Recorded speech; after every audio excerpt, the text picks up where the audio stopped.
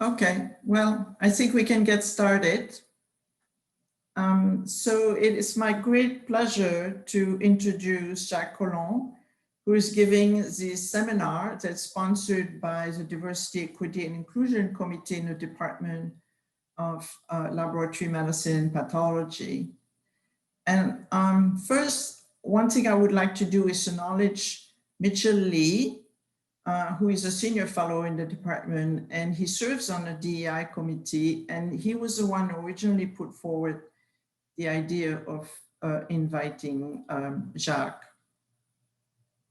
So Jacques Colon received an MS in Environmental Science and Policy from Johns Hopkins and a BS in Biological Anthropology and Anatomy from Duke University. He worked at the National Association of County and City Health Officials on environmental health and climate change, where he led their health equity team. He was then nominated Health Equity Coordinator for the Tacoma-Pierce County Health Department, and currently he serves as the Strategic Manager for the City of Tacoma. So today, Jacques is going to address really something that's very important in health equity, that is the occurrence of racial inequities in housing, education, jobs, many different factors, all can affect health.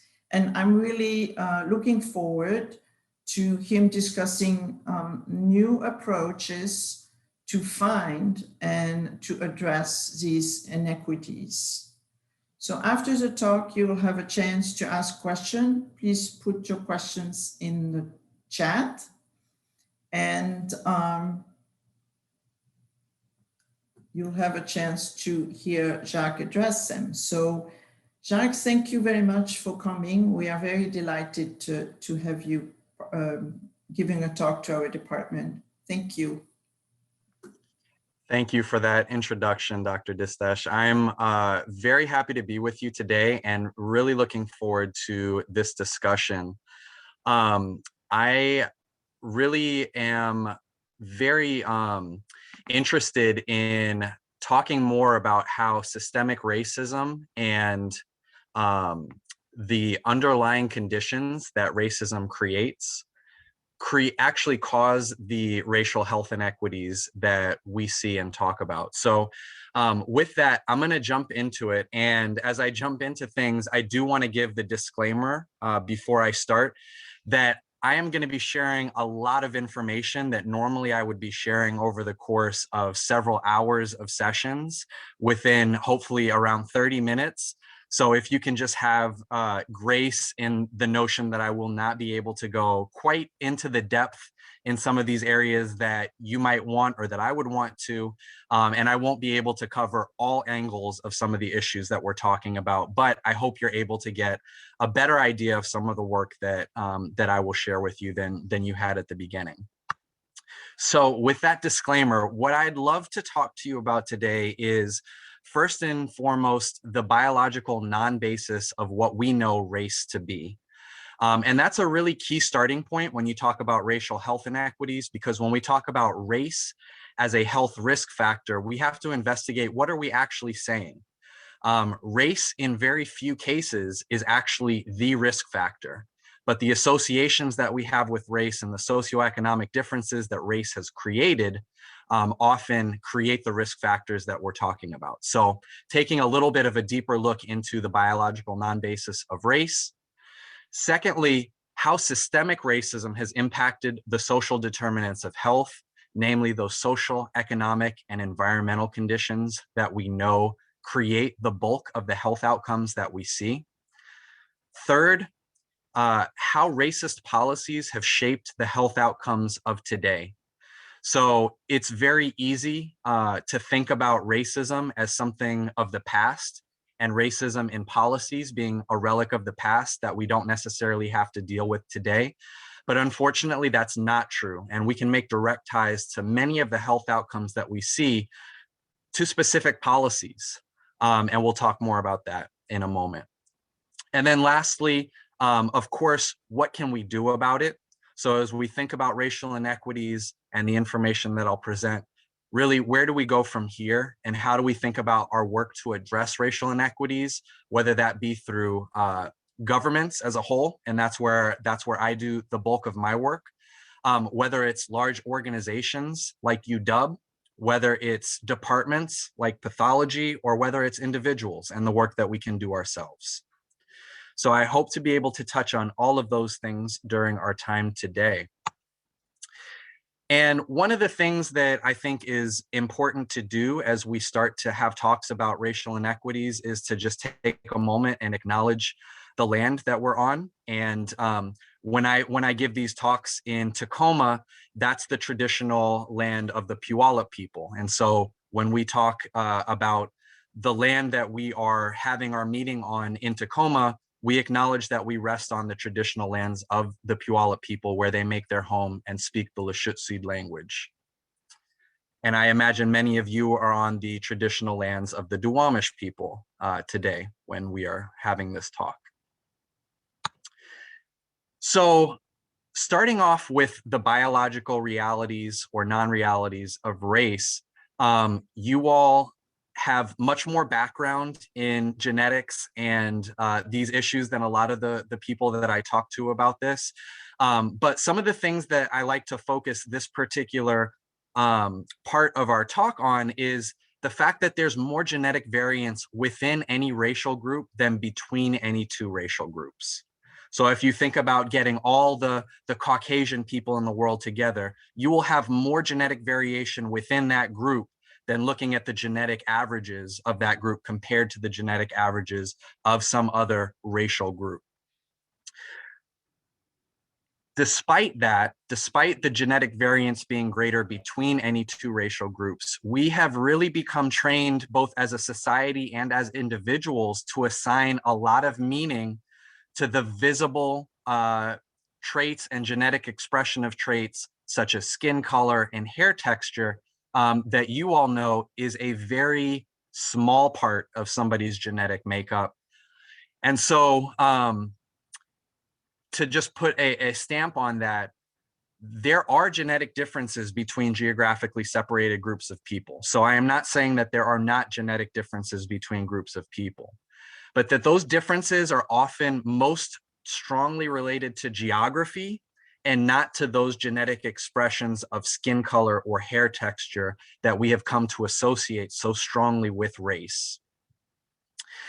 And a couple of thought experiments that I invite you to think about, if this is not necessarily how you have always thought about race, is to just think about what it would be like if you were to walk from the very bottom of South Africa north until you got all the way to Northern Europe. And where along that journey would you be able to draw lines where different races ended and other races began? So would it be in Northern Africa? Would it be in Southern Italy? Like, where would you be able to say, this is where one race stops and this is where another race starts?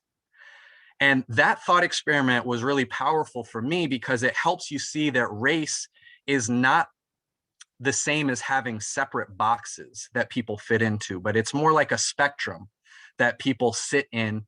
And because of the nature of a spectrum, it's very hard to draw distinct divisions or lines between different parts of the spectrum. And the other thought experiment that I'd invite you to think through is when it comes to people who are of multiple races. Why would somebody who is half, a quarter, or even less of African descent be categorized as Black if race was a biological reality?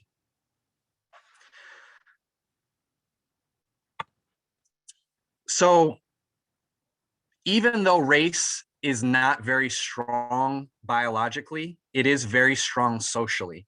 And a lot of the systems that we live in and operate in have actually been built on foundations of racism. And so whether you talk about the very beginnings of our country and our region with the genocide, terrorization, and permanent displacement of Native Americans, or the evolution of slavery and indentured servitude from what once was a socioeconomic arrangement that was multiracial to then a race-based arrangement. The slavery of Africans and African Americans as the key economic driver propelling the United States to world superpower status. And then our long history in the United States in particular, but not limited to the United States, of phrenology and scientific racism. And for those of you that don't know, there were decades and decades of very well-funded and legitimized scientific study about the shapes of skulls and the sizes of different organs and how that differed between races and assigning meaning to those differences. And that has had a really big impact on some of the subconscious messages that we have had about race as a society, such as who is superior, who is inferior, who deserves to be given certain opportunities and who doesn't. We've seen this play out through a history of legislated racism, and I don't have the time to go into it other than to say that history continues today, and some examples of that history you can see here on the slide, including who was allowed to be a citizen of this country, who was allowed to own land, who was allowed to own homes and businesses and vote, and how was educational opportunity thought about in this country. Even down to the military and how we've had segregated units until our recent history. And things such as the wildly inequitable distribution of benefits under the GI Bill, that we can actually trace the impact of those policies to differences in wealth today. And then the last point that I'll just make on this slide is that we need to recognize that as a result of this history, we currently live in a system where the majority of decisions about public policy, law, education, media, medicine, and other sectors have been made and are being made by white men. And that has an impact on who is best served by those systems and who is not. So as I talk about a history of racist policies, I want to be clear that for each of these examples, there is a host, just a litany of research about those foundations. And I will just take you down one of those rabbit holes for a quick minute to show you exactly what that looked like and how that impacts us today. And that example is residential redlining. So for those of you that may not be aware, the Federal Housing Authority, the FHA, the same organization that we currently know as the backer of many 30-year mortgages, in the 1930s, they had a program where they decided to rate the investability of every neighborhood in most major cities across the country. And they looked at a lot of the things that you or I would look at if we were looking to invest in a neighborhood, like are there parks? Are there amenities? How nice are the streets kept up? Things like that. But in 1937, they also decided that race would be one of the factors that they would incorporate into their residential rating system. And so how many people of color lived in a neighborhood was actually one of the factors that determined how the Federal Housing Authority then rated the investability or the priority investment of a particular neighborhood. And so here you see a map on the left side of the City of Tacoma from 1937. And these are the actual FHA grades. And you can see green represents the best rating or an A rating, and red represents a D rating or the worst possible rating. On the right side is a map of Seattle from that same era. And so you can actually look at this map and see, UW, where UW sits, the neighborhood that you might live in today, and how that map was, how that neighborhood was rated based on this system.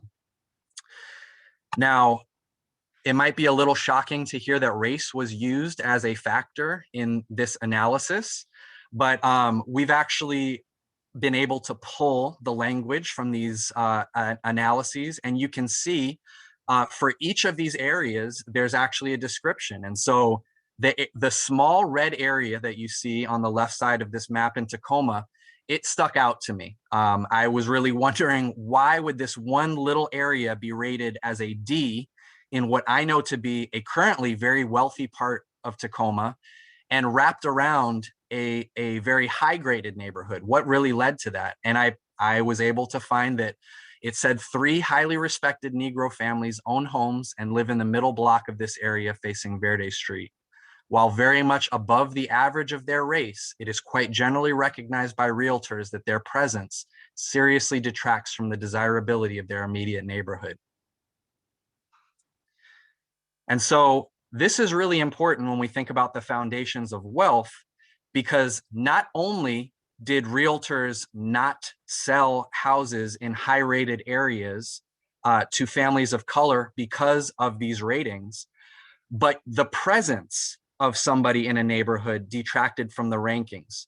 So literally, as a person of color, your presence, your literal presence, downgraded the investment score for your neighborhood. And so because of that, what we see is you start to see, in addition to residential redlining, other racially restrictive policies, such as racially restrictive covenants. And this is where white homeowners and developers would explicitly say, you may not live in this neighborhood if you are not white. And so I've pulled a couple of newspaper clips here for you to see, as well as a clip here that shows that Seattle was absolutely one of the cities doing this. And that's important for us to recognize, because it's easy sometimes to get caught up in the notion that, you know, oh, when I see civil rights movement stuff, it's really all about the Deep South, and we don't have that kind of racism here. We're very Northwest nice. That's maybe all true, and we shouldn't be naive to the fact that racism exists here. It has always existed here, and it has influenced the policies that have shaped, in large part, our neighborhood structures, who lives where, and what opportunities are available to whom and where. The last thing I'll quickly say is, you can see here a quote from within one of the racially restrictive covenants that said premises shall not be rented, leased, or conveyed to or occupied by any person other than of the white or Caucasian race. You know, before I go forward, the last thing that I think I want to say is I'm speaking to a group that has some of the highest educational attainment of any group that I could speak to. And I'm somebody that also grew up in a household that really valued education, and education as the pathway to success. And when I think about educational opportunity, one of the things that really hits me is the fact that when you look at this racialized history of housing, and you think about the development of our suburbs as a country, and how that all happened during a time when racial redlining was happening, when racially restrictive covenants were legal and on the books and used widely. And you think about how we've become so segregated by housing in this country because of that. And then you think about how wealth is primarily built through housing in this country. That's the #1 way that wealth is built in the United States, is through home equity. And so then you think about how many generations of wealth have been accumulated by some, while others have had barriers to accessing opportunities to build that wealth. And that, to me, is already the foundations of some of the downstream impacts that we see in terms of health inequities. But then I lay on top of that education, and how we think about education in this country, and how we fund education in this country. And Washington State has been grappling with this for the past decade now, just in terms of what it means to really use a funding structure for our schools that takes property taxes into account, and how we're really just building layers of inequity on top of each other. When we take these housing inequities, we build educational inequities on top of them, and then we have so many downstream impacts that we struggle to address. which brings me into one of the ways that I think about racial equity and that I think could be helpful for others, especially if this isn't something that you work with every day. And that's something that's called the Groundwater Framework. And the Groundwater Framework starts with the idea that if you are at a lake and you see one fish dead in the lake, you're probably going to ask questions about that fish. What happened to that fish, or what was wrong with that fish? But if you come back and half of the fish in the lake are dead, you're not going to ask as many questions about the individual fish. You'll start to ask questions about what's happening in the lake.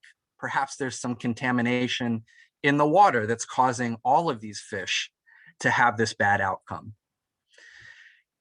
And so if you take that analogy or that metaphor one step further, and you were to think about 5 lakes, and in each of the lakes, half of the fish are floating belly up dead, how would you explain that if the surface of the lakes don't appear connected?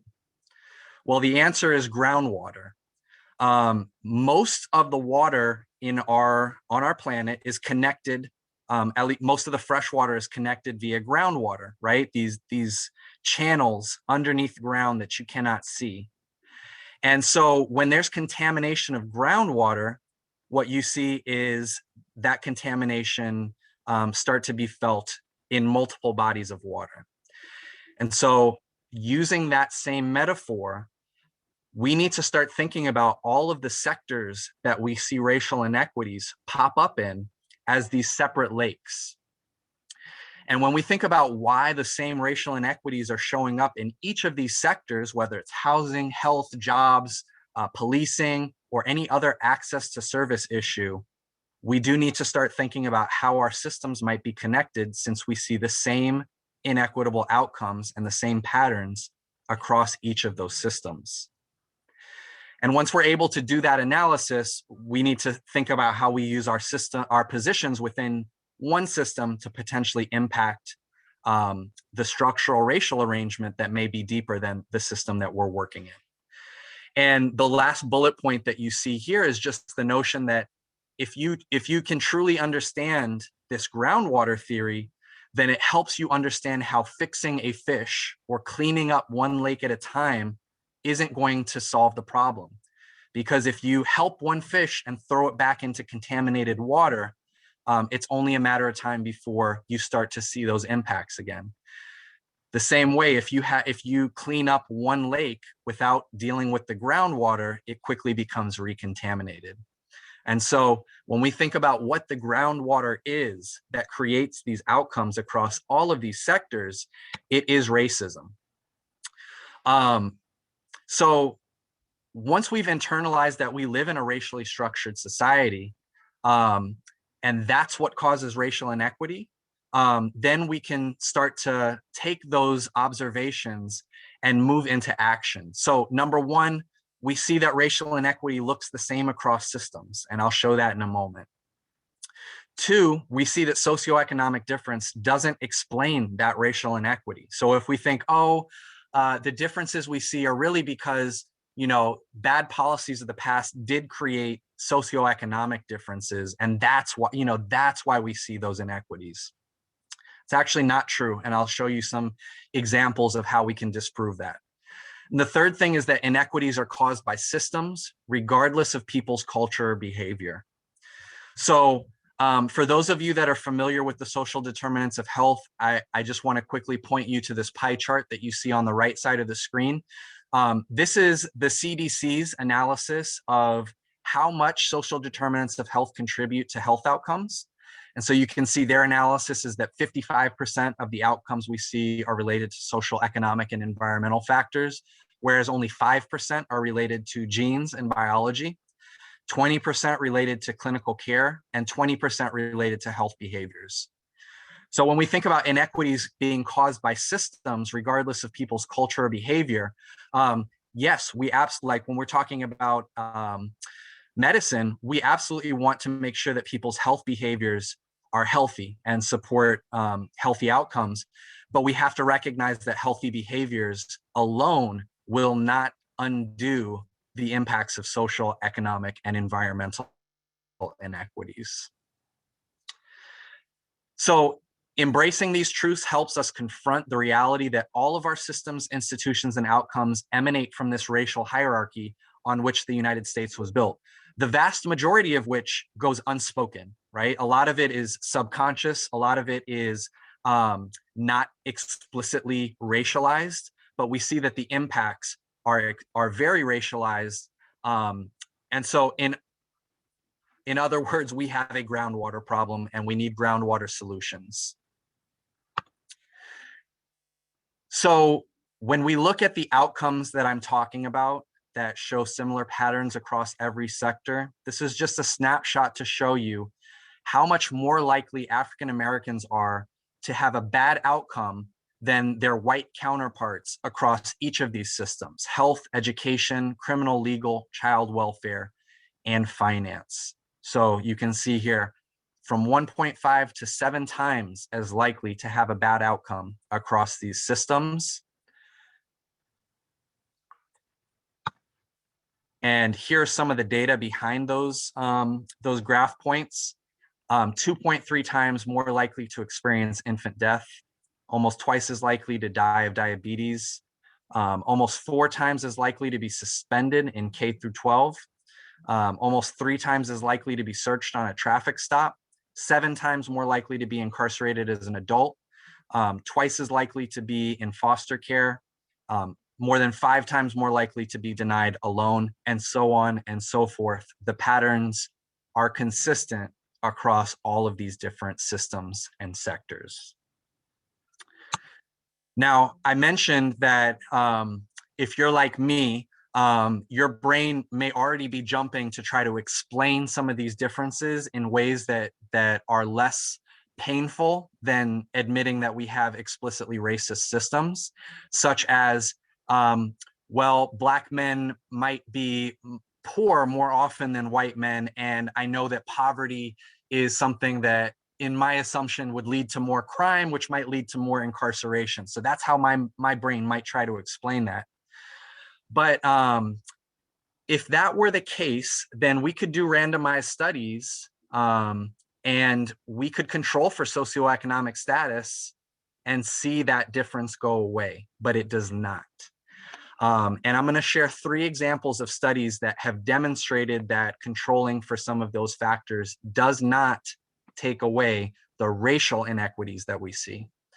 So when looking at infant mortality, when comparing Black and white mothers with the same education, you might expect to see a racial inequity. But when you dig deeper, we actually see that white women with only a high school diploma or GED have lower infant mortality rates than Black women with advanced degrees. And I'm talking JDs and PhDs. So if you were talking about education or knowing what the right things to do were, or economics, you would not see that outcome. There is something about the stress of racism that has an effect on that health outcome.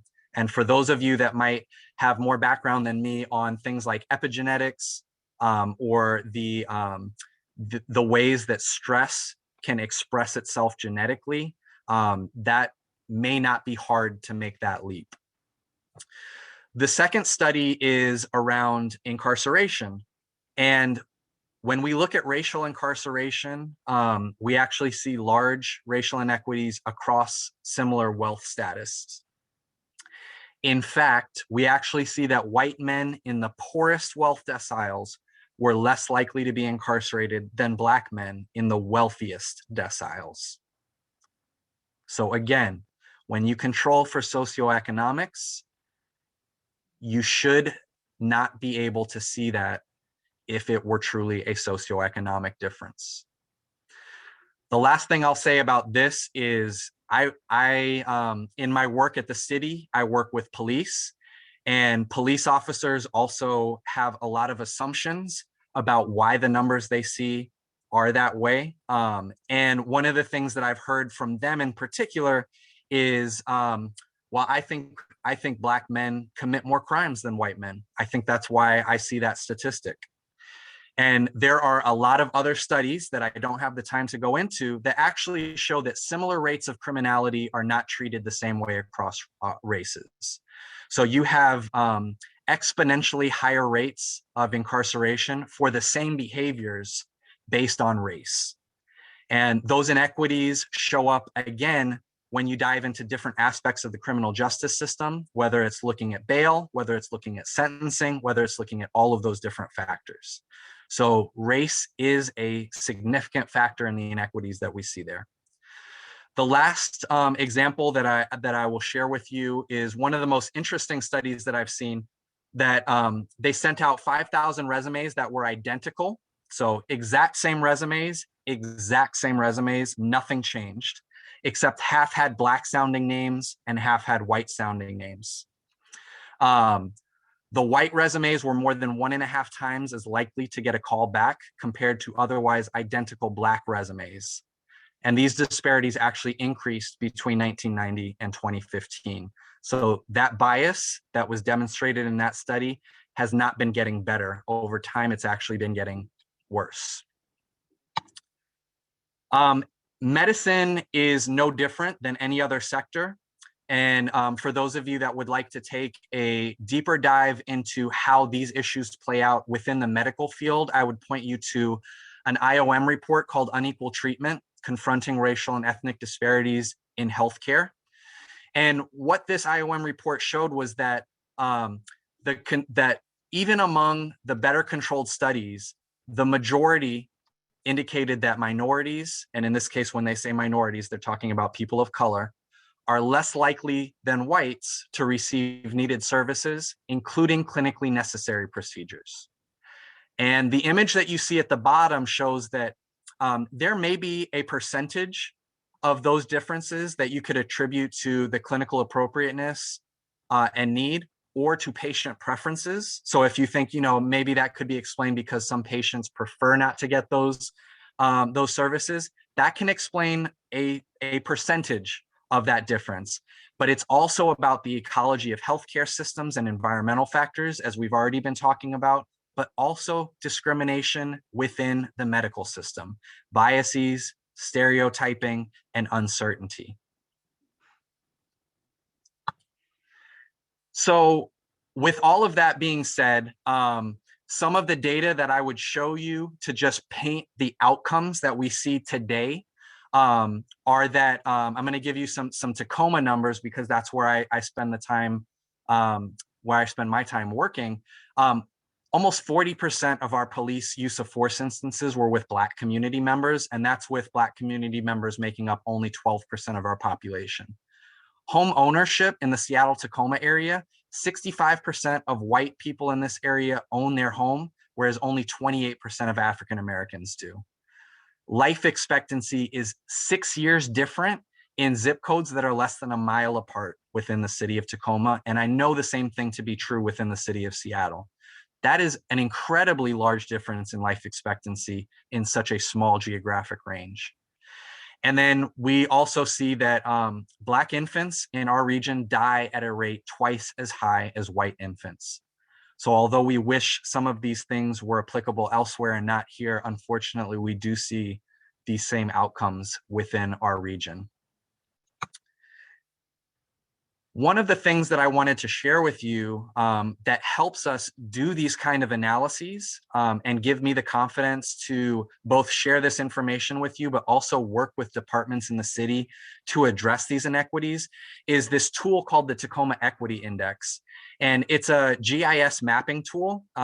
GIS means Geospatial Information Systems. And it's a GIS tool that allows us to highlight areas of higher and lower opportunity. And we use that at the city to then guide how we do what we do, whether that's what services we provide or what resources we allocate where. And so you can see here in this map, a lot of the north side of Tacoma has a very high opportunity score, very high opportunity. And that generally means higher income, higher education, more opportunity. Where you see on the southern and east sides of Tacoma, you'll see much lower opportunity scores. And so mapping like this can help us take some of those historic policies and visualize them to today so that we can better understand where work needs to happen in order to make opportunity more equitable in our city. So I want to show you just quickly, I'll go back for a second. This equity index is built off of 24 different maps just like this for different indicators. So I'm going to show you some of those indicators right now so you can see that those 24 indicators are all overlaid over each other to give us an overall opportunity score, which is what you saw in that overall map. But we can disaggregate that by any one of the indicators. And right here you can see Tacoma, the nuisance calls that we get for, code compliant properties and things like that. Here you can see voter participation of registered voters. Here you can see 4-year graduation rates. And so you can see that when you have 24 different data sources like this, you can overlay them and start to get the patterns that I showed you in that overall equity index. And so here you can see some of the overlays that we have as they continue rolling up. So just to give you a sense without going too deep that we see these patterns play out in different ways, and there are tools that we have that can help us address that. So really quickly, I wanted to say that I tend to think about things very globally and community focused, but these impacts happen within my organization as well. And that shows up in terms of our workforce composition, where our workforce is much more white and white male than the city that we serve. And when people ask me, why is it important that an organization looks similar to the community that it serves?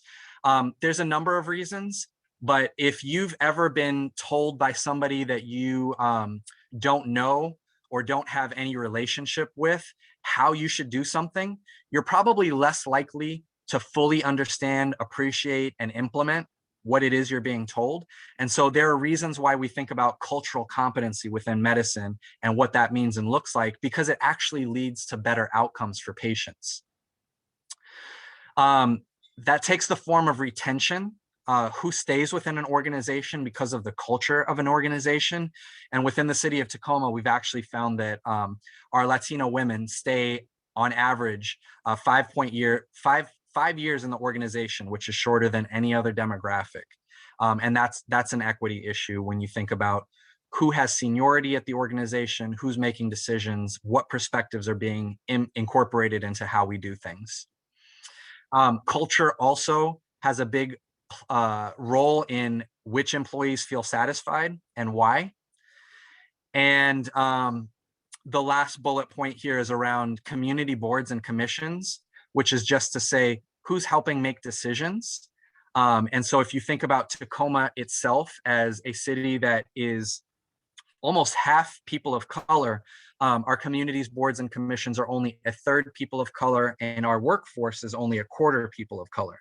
So you start to see that decision-making power start to get less and less as you go further up the decision-making ladder. So if you're hearing me talk about race and racism and you're struggling to kind of put words to the concepts that I'm trying to lay out for you, I just want to quickly say that institutional racism is the policies and practices within and across institutions that intentionally or not produce outcomes that chronically favor or put a racial group at a disadvantage. And structural racism or systemic racism is the normalization and legitimization of an array of dynamics, historical, cultural, institutional, and interpersonal, that routinely advantage whites while producing cumulative and chronic adverse outcomes for people of color. I've given you a lot of examples, whether it's redlining, racially restrictive covenants, GI Bill, workforce demographics. All of these are examples of how institutional and structural racism play out at an organizational and community level.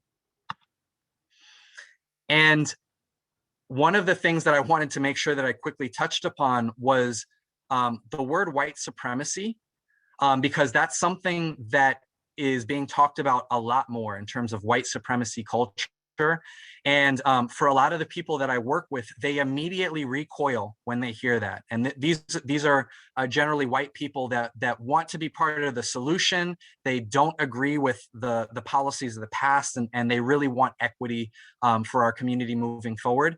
But they recoil because of the association that white supremacy has in their head with white supremacists. And so I just quickly wanted to give a little bit of background about what these mean. White supremacy or white supremacy culture is when you have an overrepresentation of white people in positions of power, when there are massive wealth gaps between white households and BIPOC households. And for those of you that are unfamiliar with that term, BIPOC represents Black, Indigenous, and other people of color. When institutions operate with greater accountability to white community members than to those of color.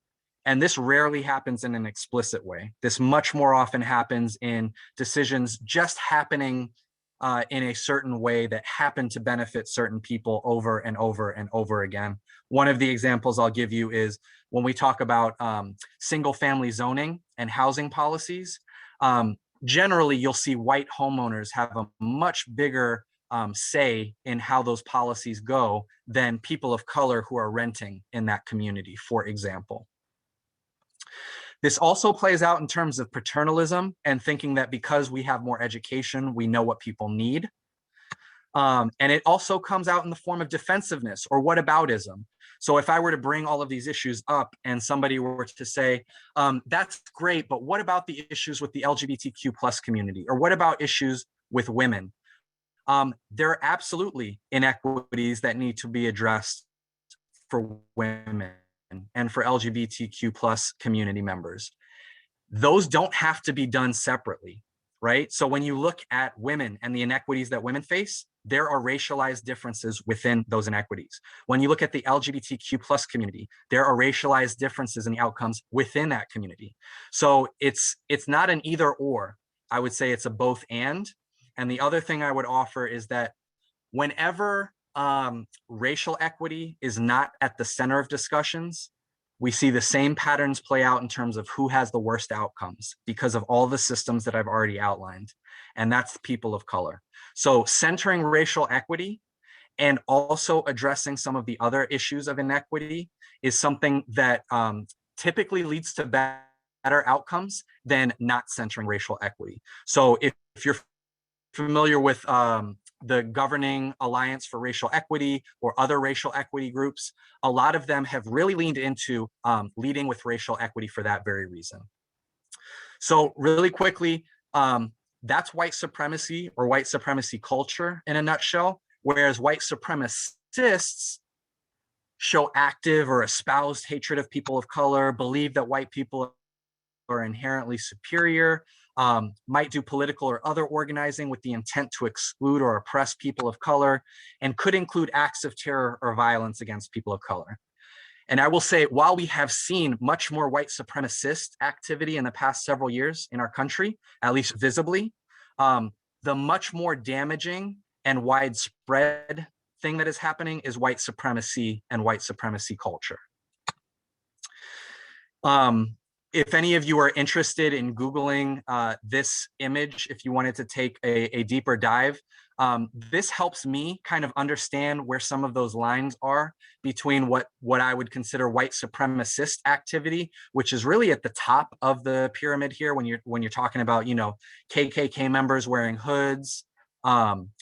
But a lot of the stuff that people of color deal with when we talk about white supremacy culture is really down here in the bottom of the pyramid. And it's much more nuanced. It's much harder to kind of put a pin in and say that was racist. But whether you think about them as microaggressions, some people talk about them as, or whether you think about them in terms of these titles that we have here of indifference or minimization or veiled racism, those are very, very important to address, especially as an organization that's trying to address their culture or becoming an anti-racist organization, as my organization has committed to. So if you're interested in learning more, I would just invite you to look through the slides or Google this and take another look.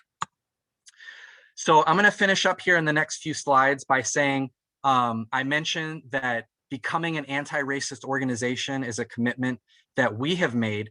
And that's really about, like it says here, creating racially equitable outcomes through our institution systems, policies, and practices.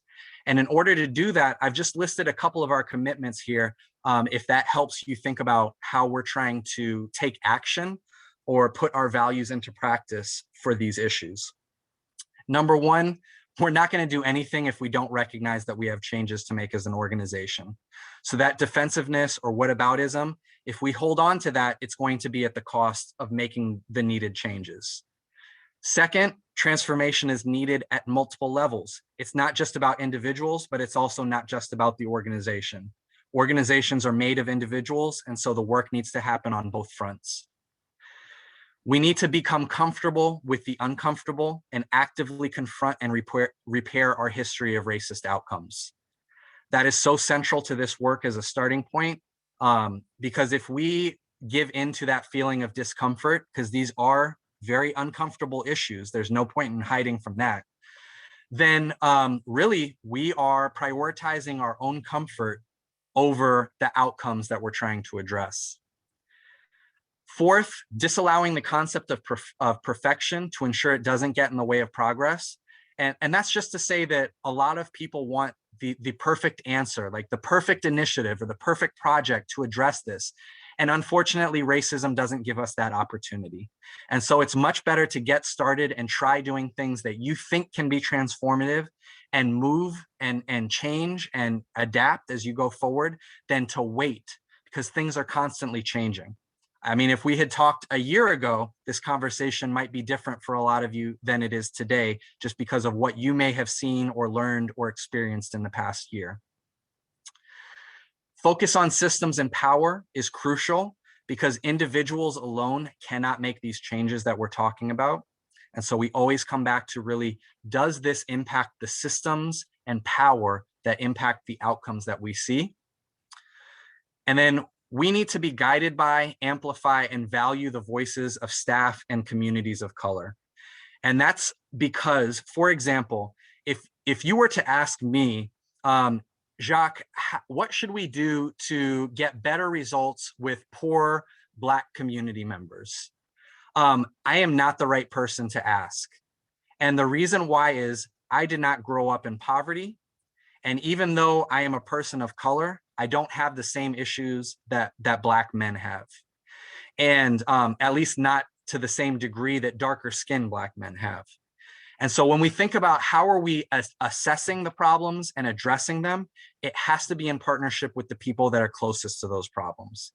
You are not going to be able to accurately assess or address the problems from a vantage point that is separate from the experiences of the people that are most impacted. And that's really key, even for staff, right? So just thinking about my leadership, I have a white city manager and a white deputy city manager, and they have to be really conscious when we're talking about anti-racist transformation work to sometimes take a step back and let the voices of color at the table, who may not have the same positional hierarchy as them, really help understand, assess, and address the issues that we're talking about together, because frankly, we are closer to those issues than they are. And then finally, acknowledging that people are going to be at different points along their journey, but that it's not okay to just say, I'm not coming on the journey, because doing this work is non-negotiable for achieving better outcomes. So whatever your personal beliefs are, that's fine. I can't control your personal beliefs, but I can require that we do the same body of work to achieve better outcomes for our community. So I just wanted to end finally by saying, when you think about how we can potentially address this at really a big picture level, when you're talking about governments or huge organizations like UW, investing in the social determinants of health and root causes is one of the ways that we can do that. So a lot of hospitals and medical systems are right now thinking about how they use their community benefit dollars or their underwriting power to look at affordable housing, to look at permanent supportive housing and other things that are really getting at those social determinants of health in more direct ways than they've had the ability to in the past. For departments like UW Pathology, you can work as a catalyst in supporting shifts in care delivery for better outcomes based on thinking about things through a racial equity lens. And you can also identify and change your own processes, such as hiring and retention, to better reflect a racial equity lens, because you have direct control over some parts of that. And then finally, as individuals, I would just invite you to think about how you might exhibit white supremacy culture. And that invitation is because it's not an accusation, it's an invitation, because if you grew up in this country, if you work in this country, there are so many subconscious ways that we internalize white supremacy culture without being explicit about it. So that's my invitation to you. And like I said, I tried to cover multiple hours of stuff, so I apologize if I didn't leave as much time for questions as I would have liked. But with that, I'll leave up the cutest picture of my kids that I could find, and look forward to hearing your questions.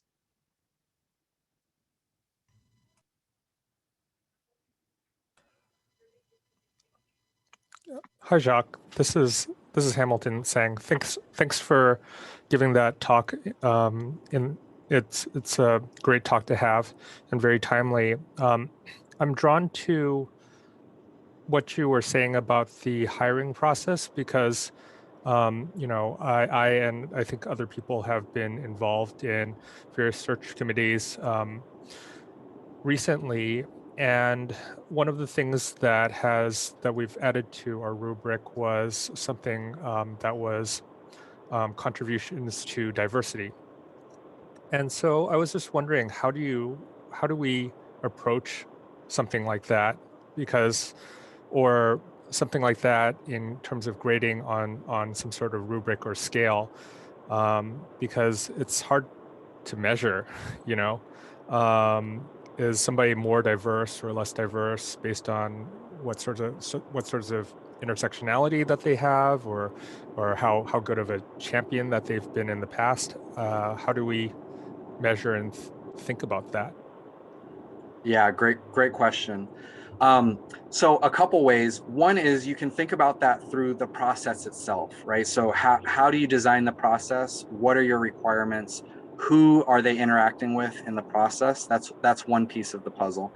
But in terms of your specific question around rating, I think you're right. It's really hard to put a rubric to that. One of the things that we have done is really look at embedding questions that feel meaningful to achieving equity in the interview questions, and having one that's pretty standard. And the reason that's so important is you're not just trying to get diversity, you're trying to get diversity, equity, and inclusion. And that comes in many forms. And so I mean that to say that hiring people of color is not unto itself the answer, right? You don't build a culture only by hiring diverse people, but you also hire people that that have a certain skill set. So one of the questions that I'm really fond of that we ask at the city is, what experiences do you have providing X service to different people, and how did your delivery of those services change based on how the people changed? And that's basically to get an idea of how do they interpret equity, how would they approach it. The other thing is it allows you the space not to discount white people who are very good at this work and have experience doing this work as well. So to me, that's a really useful way of figuring out how are we getting and building that skill set, both for our white and people of color staff. Thank you. Hi, Zach. This is Dina. Dina. Can you hear me? Yeah? Yes. Hello? Yes. We Hi, can Dina. hear you. Hi. Okay, great. And I thank you. That was incredible. Such an amazing and timely talk, and really, really appropriate for this audience. I was wondering, I was a little confused at, so initially you were talking about how, like, if Black people in poverty, it doesn't, like, socioeconomic status will not negate kind of a lot of the outcomes that you see. And then later on, talking about intersectionality, so how like somebody that is Black and gay in a woman is going to be treated differently and going to have different outcomes. So I understand why you're using that point initially to just say that like it's just not one thing, but how do you like make sense of all that in your head when just thinking about how intersection works and how like all these pieces of the puzzle fit together? Yeah, great question. So for me, it's one of the things that I think about is my former life as a middle school teacher. And when you're a teacher, one of the things you learn really quickly is how to differentiate learning. And the reason why you have to differentiate learning is you have all these different people that are coming with their, you know, their different understandings and their different abilities. And so when you're teaching and you're differentiating, one of the things you do is when you build your curriculum for the people that are going to have the most difficult time, you allow everybody to interact with it, and then you can build on top of that foundation for others who might need more. And I would say the same thing is true. Like when we build our programs and policies to achieve racial equity, it's not only people of color that are going to benefit from it. It's going to be people in poverty that happen to be white. It's going to be people who have language access barriers. So that's one way that I think about it, is kind of that scaffolding mentality. And instead of always starting with a certain group of people as our default for how we think about scaffolding our services or our policies, thinking about scaffolding it in a different way that might be more accessible to a larger group of people.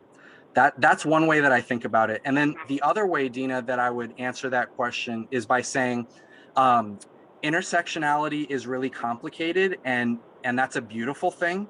So I would just say, I think about that as never oversimplifying what it means to do a good job in this work. And if, for example, somebody at work said, we wanted to interact with the Black community, and so we're going to go to this group called the Black Collective, I could tell them that the Black Collective is all 65-year-old people that, you know, don't necessarily have the same perspective as 20-year-old folks in the community that have the same racial identity. So it's just never that simple, right? We have to really be intentional about making sure that the needed perspectives are there. And the reality is that sometimes that requires more work and more time if we're going to do a really good job of it. But that's the gift and the curse of the complexity of intersectionality, I think. Thank you John, so much. It was a great talk. Thank you so much. We don't have that much time for any more questions. I think people should think about eventually email you. Is that okay? To ask further questions. Absolutely. I had actually a question about your how you establish your maps in Tacoma and you try to figure out the neighborhoods that are more in need. Have you been able to measure anything that has changed from the action of this? Or we feel that, I mean, like in the department, it always feels like everything is going to be so, it takes so long to change, even the gender, you know, discrepancy. Yeah. So I was just curious if you see any signs of hope for changing thing eventually. Yeah, unfortunately, I'm such a nerd about this stuff that I have a really complicated, multi-pronged answer for you. The short answer is yes, we have seen some things change. But the longer answer is, it is much harder to attribute what those changes are caused by than that the changes are happening. So when you're talking about community level outcomes like life expectancy, that's obviously way bigger than any program or policy, right? So we see changes in life expectancy right now, but that's mainly because of COVID. We see changes in median income and things like that, but that's because of gentrification in some of our poorer neighborhoods. So the data is changing, but our job is to also look at why the data is changing and not pat ourselves on the back for achieving racial equity just because our historically Black neighborhood has gotten gentrified and now has higher health outcomes and a higher median income, if that makes sense. Yeah, that's great. I have a burning question. If you have to go, I understand, and I'll email, but I would really like to know, how do we continue this formation? This has been an excellent talk. You've given us like an intro 101 on all these main topics. How do we continue? We are obviously scheduling more speakers. I know there's a ton of material. Sometimes it's overwhelming. So I would like to hear your thoughts on how can we keep going. So I am in my role at the City of Tacoma, I'm in charge of the strategic plan for the city. And I am a huge I'm a huge advocate of creating simple plans that can help start that path forward. So the reason why I say that, which doesn't start with like an action or information or a place to go, is racial equity is such a big thing that it's easy to get lost in all the things that you could do. So for an organization, it sometimes can be really, really useful to, and I don't know if you already have this, but to have like a one-page strategy document that says, in order to achieve equity, we are going to focus on these 3 things: our hiring and retention strategies, how we deliver services, and our use of community benefit dollars and social benefit investments. Like, to just outline that these are the 3 areas, and then say we have 4 actions in each of these areas, and we're going to start with this, this, and this. To me, that's an incredibly powerful place to start. And it gives you a lot of ability to come back and make sure that you're moving forward together. But the other thing I would say is, you know, I am a big fan of the work that GARE is doing, GARE, that's the Governing Alliance for Racial Equity. So if you wanted to look at some of the resources they had, but I guess what I would say is, if you can identify what those 3 main things that you want to potentially address are, then I would be happy to talk to you more about kind of resources and places that I think might be good places to start down any one of those paths. That's fantastic. Thank you so much. Great.